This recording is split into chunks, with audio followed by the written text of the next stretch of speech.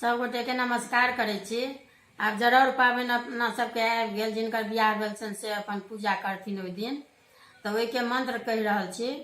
तऽ पहिले उत्तर दिस, तहन अथी दक्षिण दिस, तहन उत्तर दिस, दुनू दिस अरिपन पड़ै छनि। तऽ पहिल कथा अछि, साँझे साँझे महा साँझे पहिल साँझे से साँझे हम पूजी, ई पूजने की हुआ। 7 जन्म अहिबाती रही, 7 जन्म सुहागिन रही। ब्राह्मणक कोखि में जन्म हुआ, सीता सन सती होय, गंगा सन पवित्र होय। गौरी दाय नमस्ते नमस्ते, 3 बेर नमस्ते नमस्ते कऽ कऽ अपन प्रणाम कऽ लेबनि। ई भऽ गेल अहाँके दक्षिण कोणके। आब उत्तर कोणके अहाँके सेहो मंत्र अछि। उत्तरायण छी, दक्षिणायन छी, जीव छी, जान छी, लोक थक थान छी, से थान किनका दी, जाके देने की हुआ। 7 जन्म अहिबाती रही, 7 जन्म सुहागिन रही। ब्राह्मणक कोखि जन्म हुआ, सीता सन सती होय, गंगा सन पवित्र होय।